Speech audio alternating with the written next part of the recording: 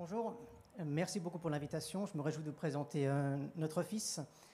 J'aimerais aussi poursuivre l'intéressante présentation de Madame Corbeau en recentrant l'approvisionnement de gaz naturel sur notre pays. Et puis je parlerai dans la deuxième partie de ma présentation sur les mesures que nous prévoyons en cas de pénurie. Et pour commencer, en tant que fonctionnaire, j'aimerais vous présenter un acte juridique. Et c'est important de comprendre pourquoi je commence mon premier transparent par un acte de loi, en fait. C'est parce que la Confédération ne peut agir que sur la base d'une base légale, sinon ce serait enfreindre la liberté économique. Et si on prend la loi sur l'approvisionnement économique du pays, on voit que l'approvisionnement économique du pays incombe à l'économie privée. Donc c'est vraiment l'économie privée qui est responsable d'approvisionner le pays, et c'est uniquement lorsque les milieux économiques ne sont plus en mesure d'assurer cet approvisionnement que la Confédération va intervenir. Et elle va intervenir en collaboration avec l'économie privée, avec les cantons et avec les communes. Et il y a vraiment ce principe de subsidiarité qui est fondamental dans notre Constitution, où c'est l'économie privée qui est en arrière-plan de tout, et la Confédération n'implique que lorsque l'économie privée ne peut plus répondre à cette demande. Pour cela, donc, on a notre Constitution suisse qui se base sur les libertés économiques, on a la loi sur l'approvisionnement économique du pays, et puis on se pose souvent la question qu'est-ce que fait le Conseil fédéral dans ces circonstances? Et le Conseil fédéral peut effectivement édicter des ordonnances, mais une ordonnance, elle se base sur, en fait, elle a deux possibilités. Soit c'est un mandat qui est donné dans la loi au Conseil fédéral, donc le Conseil fédéral est mandaté par la loi pour édicter une ordonnance, soit le Conseil fédéral peut préciser une loi par le biais d'une ordonnance. Mais le Conseil fédéral ne peut pas faire une loi lui-même, en fait. Ce serait une violation de notre démocratie, où finalement, la démocratie, c'est le Parlement qui fait les lois.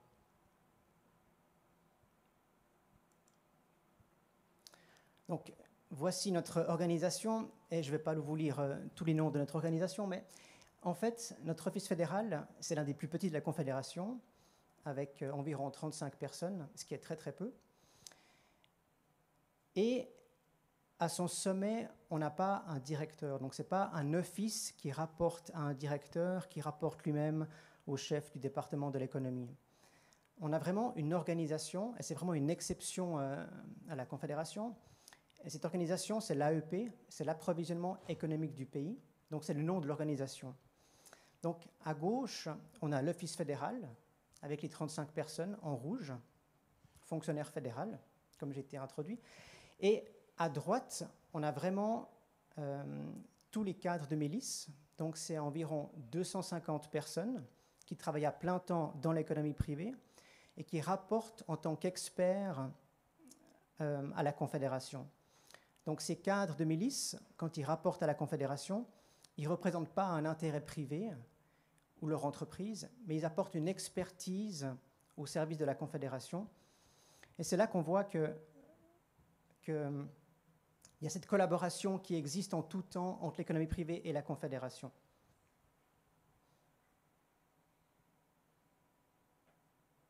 Donc en fait, l'Office fédéral de l'approvisionnement économique est un office fédéral, mais joue le rôle d'état-major de cet ensemble d'organisations. Donc ça veut dire que toutes les informations que moi aussi j'apprends sur l'approvisionnement économique du pays, c'est en travaillant avec les cadres de milice. Ces cadres de milice, il y en a environ une quinzaine qui travaillent dans le milieu du gaz. Et en fait, la plupart des informations que j'apprends de l'économie privée viennent de ces cadres de milice.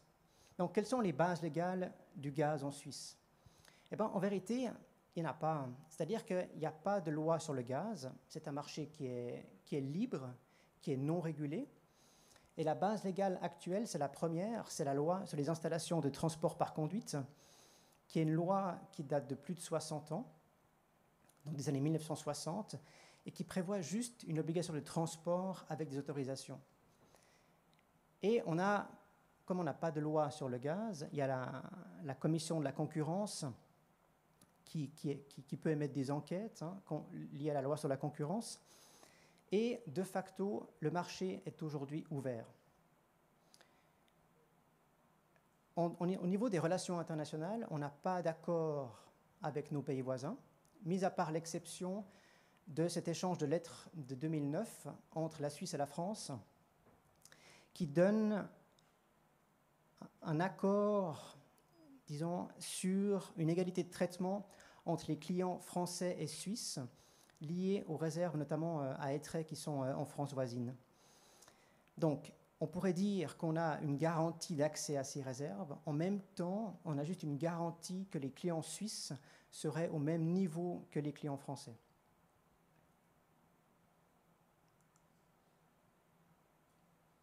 Donc, j'aimerais justement poursuivre la présentation de Madame Corbeau avec une vue d'ensemble. Ce qui est intéressant, c'est que ce graphique, il date de 2021. Et en fait, il est toujours valable, mais on voit que les flux ont changé. Avant, on avait vraiment cet axe est-ouest, avec les 3 flux principaux de Russie, avec Nord Stream dans la mer Baltique, Yamal à travers la Pologne, et puis Brotherhood à travers l'Ukraine. Et puis, ce qui est vraiment intéressant, c'est que finalement, le seul flux qui reste principal, mis à part celui qui traverse la Turquie, c'est à travers un pays en guerre qui est à travers l'Ukraine. Donc, on a tendance un petit peu à l'oublier, mais il y a toujours du gaz russe qui arrive en Europe à travers l'Ukraine. Donc avant, en fait, on avait cet axe est-ouest qui s'est vraiment recentré, en fait, qui s'est inversé, où finalement, maintenant, on n'a plus cet axe est-ouest, mais qui devient ouest-est, avec notamment des surcapacités d'accueil pour le gaz liquéfié en Espagne, mais on a des problèmes de capacité pour approvisionner l'Europe centrale et l'Europe de l'Est. Et effectivement, on n'a plus ce marché européen avec l'approvisionnement qui venait de l'Est et de la Russie, mais on a vraiment un marché mondialisé, puisque maintenant, effectivement, un coup de froid en Asie va avoir une influence sur les prix en Europe. Et vraiment, ce marché s'est vraiment fortement étendu.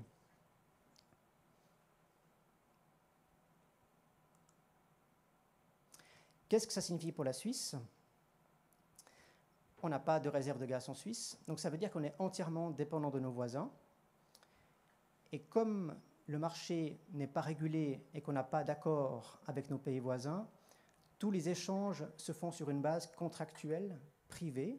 Donc on revient au premier slide, en fait, l'approvisionnement économique du pays incombe à l'économie privée.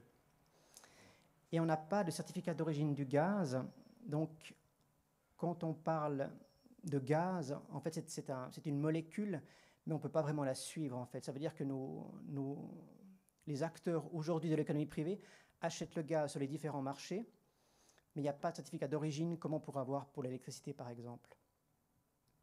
Donc en Suisse, on a cet axe nord-sud qui est transit gaz, où on s'approvisionne également principalement sur cette ligne pour la Suisse centrale, la partie est de la Suisse. Et ce qui est intéressant, c'est que cet axe, il est aussi intéressant pour nos pays voisins. Il est intéressant pour l'Italie, qui pourrait avoir accès au gaz allemand et au français. Et puis également, à l'inverse, pour les Allemands qui pourraient avoir l'accès à du gaz qui viendrait par le sud. Et on s'est rendu compte qu'il y avait ces 2 points au nord de la Suisse, près de Bâle, avec Olting et Walbach, qui étaient stratégiques entre la France, l'Allemagne et puis la Suisse. En même temps, il ne faut pas oublier que tout en haut à gauche, au nord-est de Nancy, il y a toujours ce point Obergalbach-Medelheim, qui est aussi un point stratégique entre l'Allemagne et la France. Donc bien sûr que la Suisse elle a son rôle à jouer entre ces 3 pays, la France, l'Allemagne et l'Italie, mais en même temps, la France peut directement communiquer avec l'Allemagne par ce point. Ce qui reste, disons, les points inconnus, enfin pas inconnus, mais disons plus difficiles à déterminer, c'est les problèmes de capacité qu'il y a dans le nord-est de la France. Et donc la Suisse romande, elle s'approvisionne par ce point près de Genève, et on voit à gauche, entre Genève et Lyon, cette réserve à Étré qui est notamment ce qui est déterminé dans l'échange de lettres de 2009.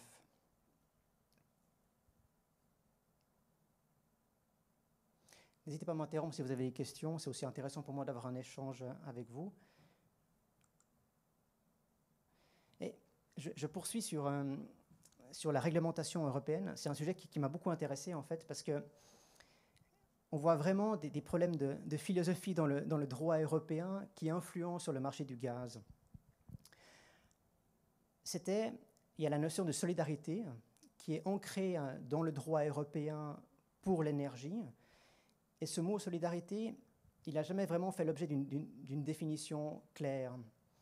Et suite aux événements en Crimée qui ont commencé environ une dizaine d'années, la Commission européenne a fait un nouveau règlement en 2017 avec un article 13 qui était assez controversé sur la définition de la solidarité. Et solidarité, ça veut dire que les pays doivent être solidaires, mais en réalité, c'est très précis comme c'est mis en œuvre cette solidarité. Donc l'Union européenne, la Commission européenne, a séparé les clients sur le continent européen en clients dits protégés et dits non protégés. Et les clients protégés, c'est principalement les ménages, en résumé. Bon, il y a aussi les services sociaux essentiels comme les hôpitaux, mais vraiment, le cœur des clients protégés, c'est les ménages. Les autres sont dits des clients non protégés. Et cette solidarité, elle s'applique uniquement pour les clients dits protégés. Donc ça veut dire qu'un pays membre de l'Union européenne, lorsqu'il aura une pénurie, il pourra demander la solidarité d'un pays voisin uniquement pour ses clients protégés. Donc ça veut dire qu'il aura dû fermer tous ses clients non protégés, donc en fait toute son industrie, pour arriver au fait qu'il n'ait plus assez de gaz pour alimenter ses ménages. Et là, il pourra demander la solidarité d'un pays voisin.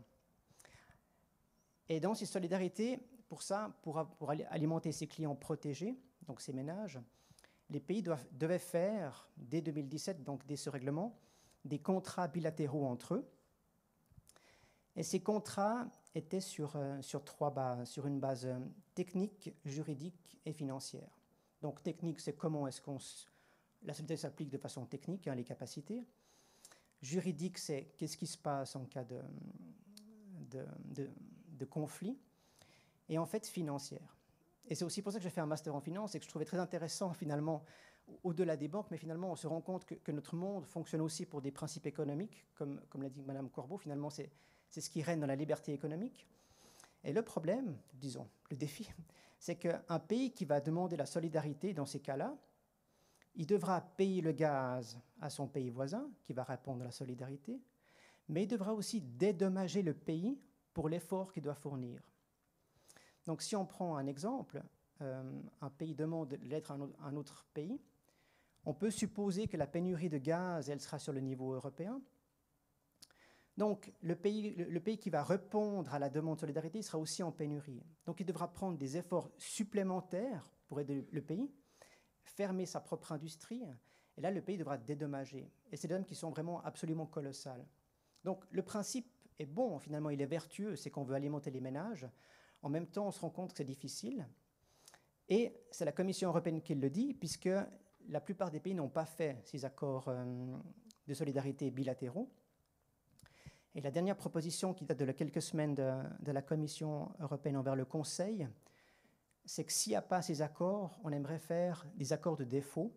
Donc c'est qu'une proposition. Et ces accords de défaut, toujours entre États membres, ce serait de dire, si un pays demande la solidarité, il ne devra pas dédommager l'autre pays, mais juste acheter le prix du gaz au prix courant moyen du mois passé.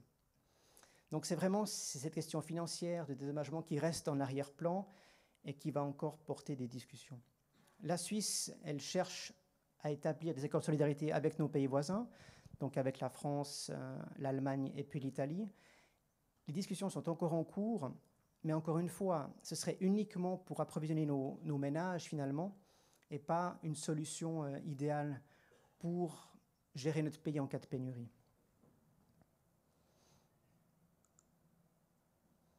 Donc maintenant, j'en viens à qu'est-ce que ferait la Confédération en cas de pénurie, puisque finalement, comparé au premier slide, ce serait en cas de pénurie déclarée ou imminente, où là, la Confédération interviendrait avec des mesures de pénurie.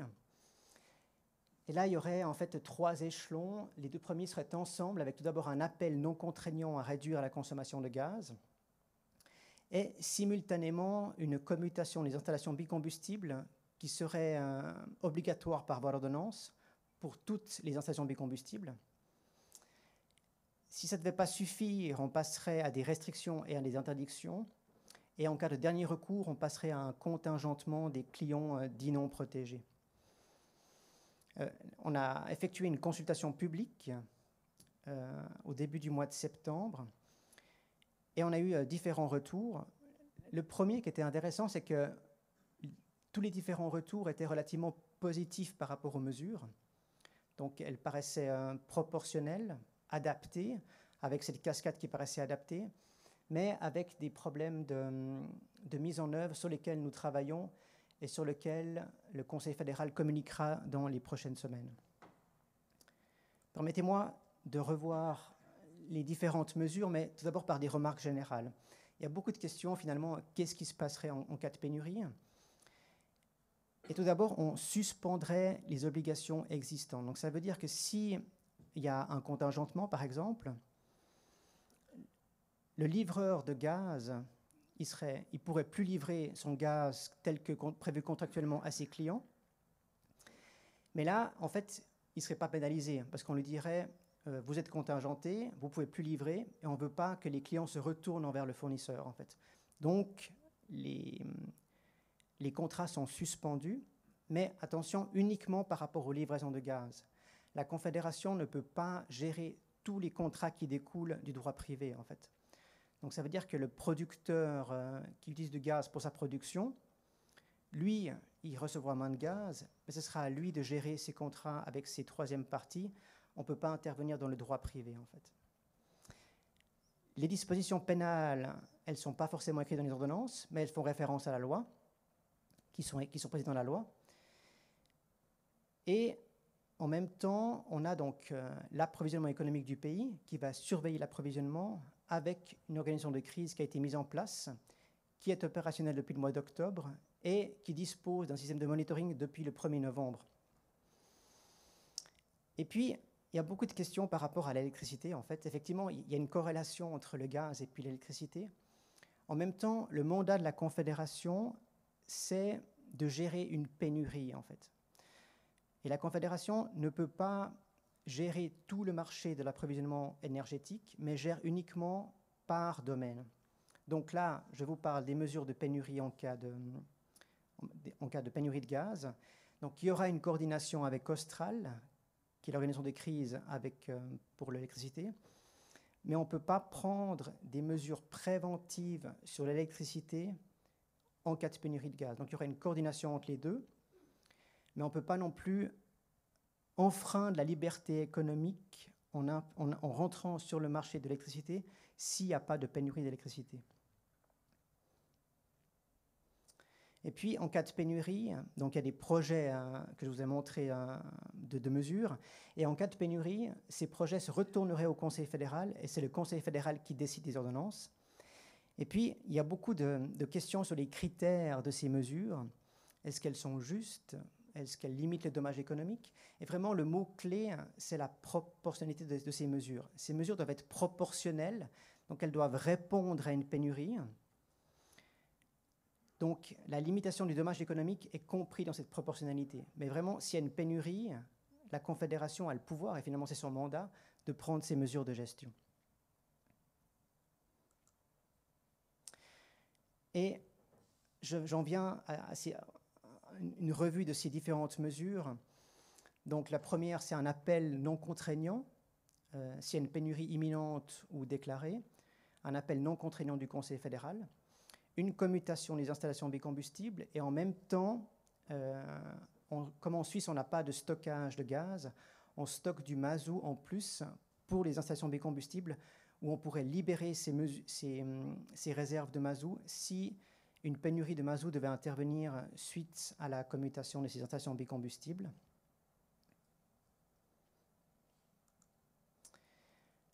J'en viens aux interdictions et restrictions, et vous voyez que mes transparents s'éclaircissent de plus en plus. La raison, c'est qu'en fait, on est en train d'évaluer les consultations publiques, et ces décisions, elles sont maintenant discutées en interne dans les différents offices de la Confédération, et le Conseil fédéral s'exprimera sur ces nouveaux projets encore ce mois de novembre. Mais quelques mots déjà là-dessus. Il y avait beaucoup de questions sur qu'est-ce qui est un bâtiment inoccupé, Et on recherche, disons, une nouvelle définition pour ces points-là, pour finalement que la loi, ou disons l'ordonnance dans ce cas-là, elle puisse être très claire dans son application. On prévoit aussi des limitations de température dans les bureaux, mais aussi dans les ménages. Là, la mise en œuvre fait encore objet de discussion. Et puis vraiment, ces restrictions et interdictions, elles sont là pour éviter un contingentement. Donc ça veut dire qu'il y aura quand même un dommage. En fait, on ne peut pas éliminer ce dommage, puisque par définition, en cas de pénurie, il n'y a pas assez de gaz pour tout le monde. Donc ça remonte à l'Antiquité grecque. Hein. Comment est-ce qu'on attribue des biens limités à une société? Il n'y a pas de solution juste. Et là, je reviens à la définition de proportionnel, comme je le disais précédemment. Et puis là, on en vient au contingentement. Et en fait, la liste d'exceptions, je fais référence ici aux clients protégés, donc qui vont se limiter à nos ménages principalement, avec quelques nouvelles définitions, mais ça doit rester en accord avec la définition européenne. Donc on n'est pas lié par le droit européen, mais en même temps, on veut avoir une base légale suisse pour pouvoir faire un appel à un accord de solidarité le cas échéant. Donc on est en train de revoir cette liste d'exceptions de clients protégés sans, je dois vous le dire, sans une grande adaptation concrète, tout en restant basé sur le droit européen. On va revoir la notion du calcul du contingentement pour qu'il soit plus juste que ce qui a été proposé. Et ce système de pooling qui est l'objet de beaucoup de discussions, là, en fait, j'en reviens à la liberté économique. Donc ça veut dire que les entreprises, elles pourront échanger ce contingent de gaz sur une base privée. Et la limitation de ce contingentement, ce sera assurer la stabilité du réseau. Donc finalement, ce qu'on veut éviter, et c'est vraiment ce qui est fondamental dans un contingentement, c'est qu'on veut éviter que le réseau s'effondre avec ces mesures proportionnelles. Et l'économie privée pourra avoir cet échange de contingents possibles sur une base privée qui est le pooling. Et puis, on prévoit aussi de tenir compte des spécificités du réseau avec des restrictions qui pourraient être plus locales et pas basées uniquement sur le marché suisse.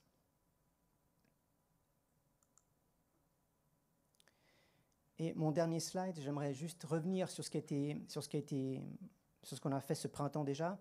Donc, les dernières restrictions que j'ai montrées, c'est des mesures d'intervention. Donc, la Confédération intervient pour gérer une pénurie. Et en même temps, la Confédération peut intervenir avec des mesures préparatoires. Et c'est ce qui a été fait ce printemps avec la formation d'une organisation de crise, un concept de monitoring qui a été donné à la Confédération, et ce monitoring est en place depuis le 1er novembre. Et puis en même temps, on s'est calé sur le droit européen, sur les niveaux de stockage. Donc il y a cette ordonnance 2022-1032 qui a été faite cet été, ce printemps, sauf erreur, où en fait les pays européens se sont mis d'accord sur un niveau minimum de stockage à atteindre pour l'automne. Et pour les pays qui n'ont pas de stockage, ces pays-là doivent stocker 15% de leur gaz à l'étranger. Et on s'est aligné avec ce droit européen pour pouvoir éventuellement demander cet accord de solidarité le cas échéant. Et l'économie privée aussi a également émis la proposition d'acheter des options pour du gaz supplémentaire. Donc en fait, ça représente bien le travail entre l'économie privée et la Confédération, puisque ces mesures, en fait, elles viennent de l'économie privée, et on les rend obligatoires par voie d'ordonnance. Voilà, j'en arrive déjà à la fin de ma présentation.